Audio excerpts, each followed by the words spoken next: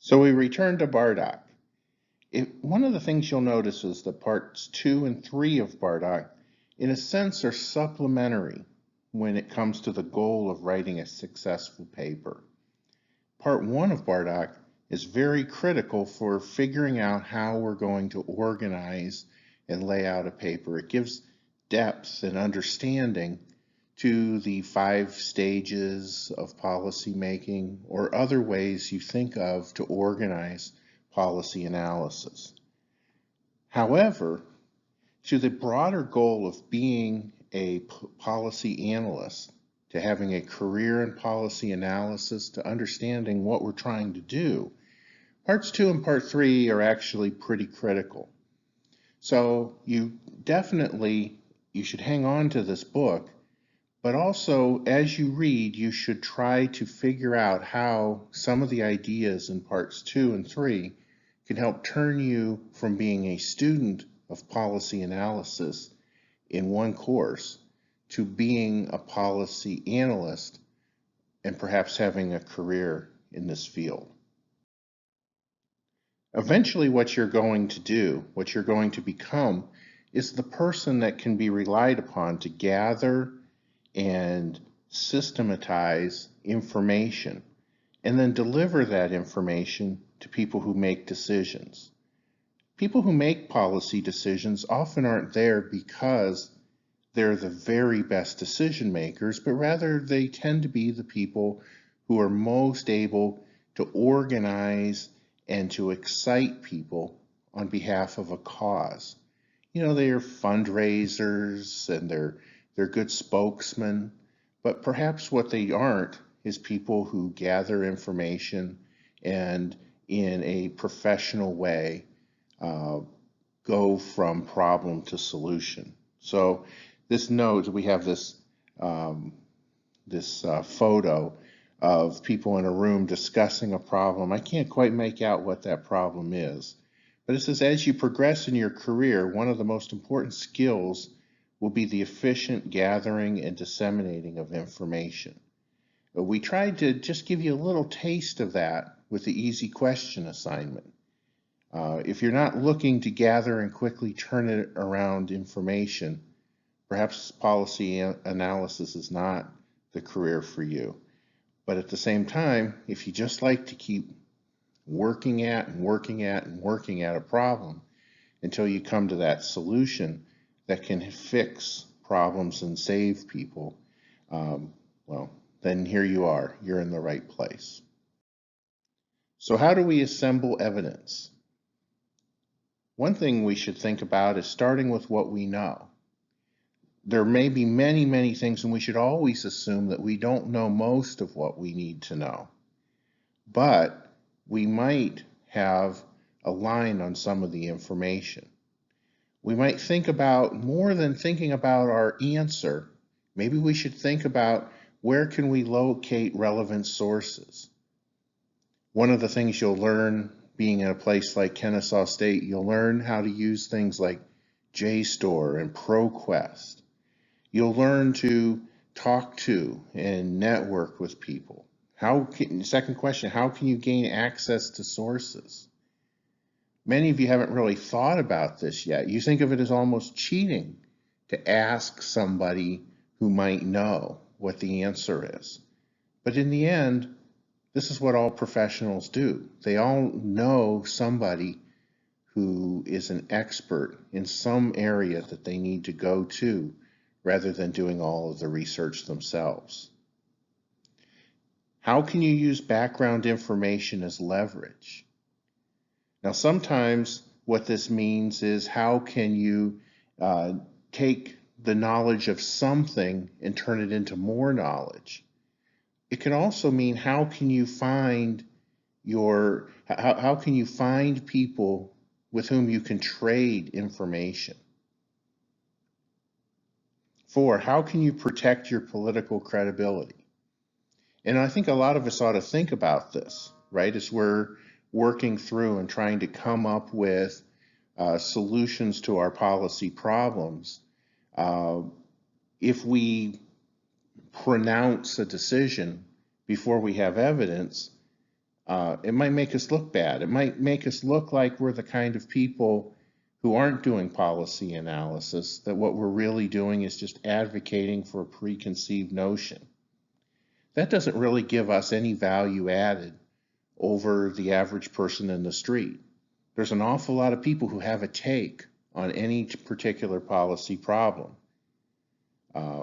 What we hopefully have is a thoughtful and reasoned analysis that can explain why what we believe is actually the correct answer for the public.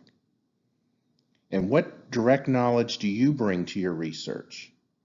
I think a lot of us will probably end up working in fields where we have some expertise other than that we've learned how to do policy analysis in 1 or 2 or 5 or an entire program of like master's level, how to do policy analysis.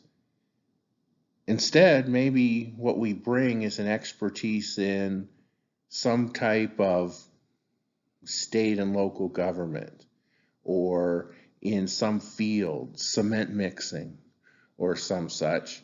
Or perhaps we have developed an expertise in something like climate change, or police relations, or something that actually interests us above and apart from its policy analysis implications. But we shouldn't step away from that. Instead, we need to use this as a resource in our future work. And the book suggests to you that you write yourself a memo about what you know and what you need to find. So I would suggest that all of you do this as you write your paper. Right now, go and say, what is it that would make my paper better if only I knew the answer to the question? And try to give yourself 8, 10, 12 action items that, maybe you can't find everything, but whatever you can find, whether they're particular facts or whether they're the point of view for the people who have suggested an alternative that's not yours, something that is going to give your paper extra punch. And as you go on in your career, something that's going to make and add professionalism and credibility to any research you ever do. Now, in this course, you're going to be able to get away, in many cases, with using secondhand information. This is not to say non-researched information. This is not to say information that is not of high caliber. If you cite a source when there's an obvious better source, particularly what about the professional source that the magazine article that you're citing or the journal article you're citing actually drew its information from? I might say, well, why am I getting this third hand when I could get it second hand? Why am I reading what the AJC says when they reference a Department of Justice report? Why am I not reading the Department of Justice report, or at least your take on that, rather than your take on the AJC article that was a take on the Justice Department source? But as you build your career, you're going to be expected to develop sources of firsthand information. Somebody that actually created the Department of Justice report, or the Census Bureau report, or the GBI report. And so when you think about this, think about where you can find sources of information. Obviously, if your paper has a first-hand source, that is going to be of so high quality that it's going to be impressive. Well, people can lead to documents, right? You can ask people in the know who maybe don't want to be interviewed by you for a college paper, or for that matter, don't want to be cited in a government report, they might still guide you to documents that could help you with your paper or with your report. Those documents could lead to other documents, and those documents could lead to individuals who might help you with this process. I should have created a wheel here to show you that, people lead to documents, documents lead to documents, and then documents lead to people. Heck, people can lead to people. Maybe I should have put that there, but maybe that goes without saying. The closer your information is to its source, the higher caliber it is. And at some point, people are going to say, well, why am I asking you? I could have looked that up. And as a professional, you're going to want to say, well, no, you probably couldn't have looked that up because I'm synthesizing information from two people who might never have even talked to you. People lead their lives with purpose. People do things because they're seeking outcomes. You shouldn't assume that you are the only person with a point of view. When somebody provides you information, or when somebody gives you documents or suggests to you things to read, they're seeking to influence your decision making. They're seeking to cause you to write your paper, your report, your analysis in a way that is going to most benefit them. If you are the person who is looking at the ways for Atlanta to reopen the zoo, then the person who's giving you this information has some purpose in mind. Now, it might be totally and completely altruistic. They might say, hey, I'm doing this because I don't want people to get sick. But I think that a little bit of reasonable skepticism should come to mind when somebody tells you something. When somebody gives you any piece of information, understand that they are not doing it for the same exact reason that you are doing it. That they are not giving it to you for the same reason that you are seeking it.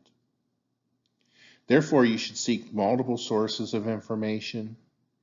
Seek evidence to supplement and confirm anything that's claimed. And evaluate both the quality of the source and the value of what evidence you receive. So for instance, if you are reading the Atlanta Journal-Constitution and they tell you something about the election, or they tell you something about the economy, or they tell you something about coronavirus, understand that they have a point of view. And if it is fair for you to say, wait a second, let's look at their sources and see whether I would have drawn the same conclusions. This next slide looks at gaining access and conducting a policy research interview. You should look in the book for more detail about this. Truth be told, most of the research that I've ever done has used documentary sources. One of the things that's really interesting about conducting an interview, however, is that you are not alone in guiding the interview. Sometimes the information that you receive is not exactly what you were seeking because the person that you're talking to is not trying to give you what you want. Instead, they're trying to give you what they want you to hear. And your goals need to be set out clearly before the interview ever starts. And the ability to steer and energize meetings, that's not really a strong suit of mine, I'll tell you. But I will tell you that if you don't have a plan for how your interview is going to go, then in the end, you're apt to not get the information that you seek. And this is one of the most important skills that you can learn.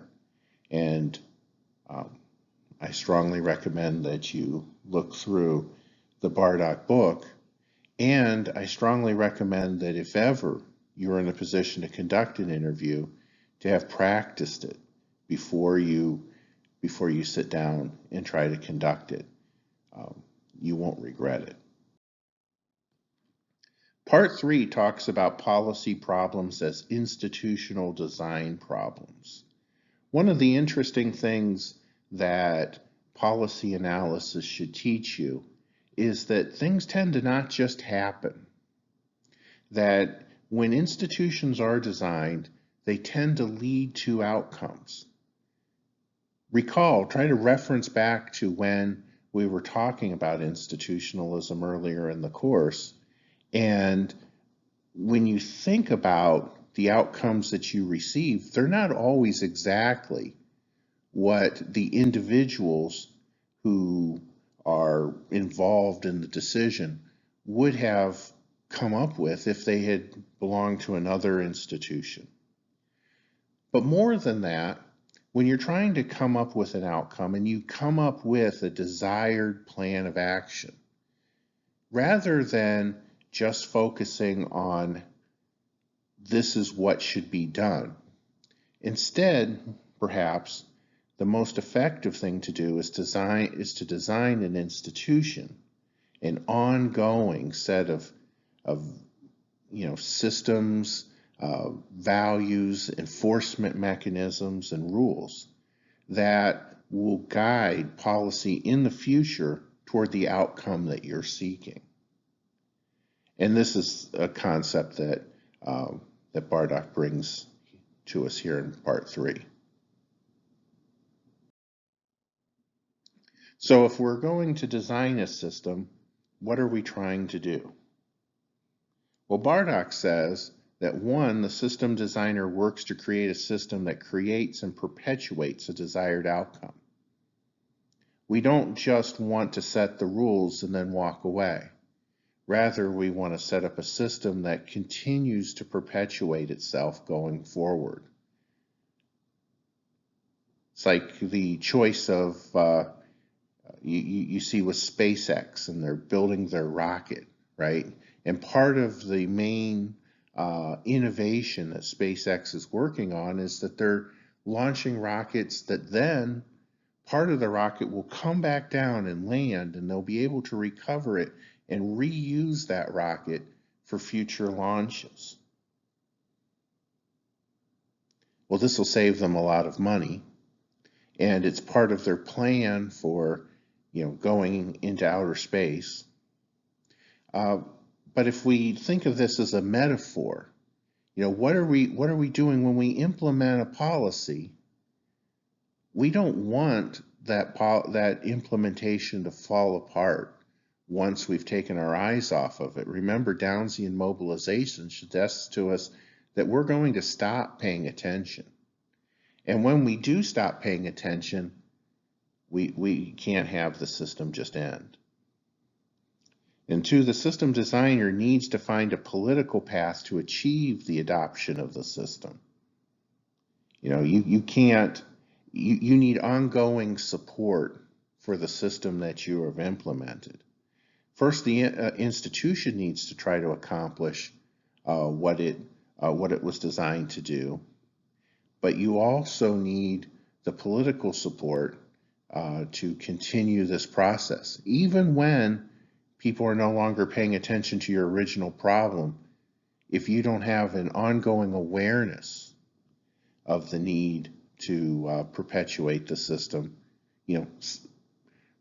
politicians who are willing to just do the slight little tweaks to help the system carry forward, it is also going to fall apart.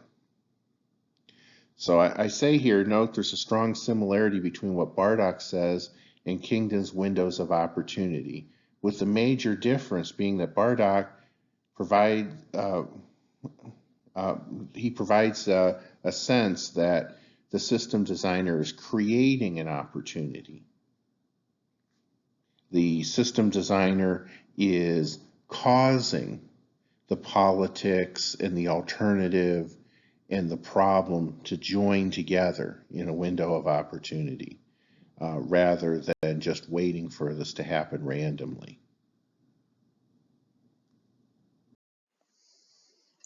So we've moved away from saying that preferences of policymakers just are. We need to recognize that sometimes they have to be adjusted to maximize the policy outcome. In most semesters, when we talk about Deborah Stone's book, Policy Paradox, a book that I strongly recommend to anybody who's seeking to have a career in policy analysis or to go to graduate school in policy analysis. And Stone says that everything from the goals to the problems to the solutions and even the politics of any policy area are constructed by the interplay of stakeholders, of powerful forces that are trying to influence the policy. What is best for society often depends on what we mean by society, who has a vote, who has a say in what's powerful. Oftentimes, when you wait till the moment of whether or not to ratify a policy decision, all the important aspects have already been determined. If you say, well, this is one side and then this is the other, maybe some of you are even secretly doing this, right? Establishing an alternative to the policy that you want. And you're not giving that the best construction you possibly can. Well, in any respect, when we're looking at how to design a system that's going to solve problems, we really need to take into account all of the possibilities. And this is where Bardach and Stone interact. But yes, I strongly recommend that book.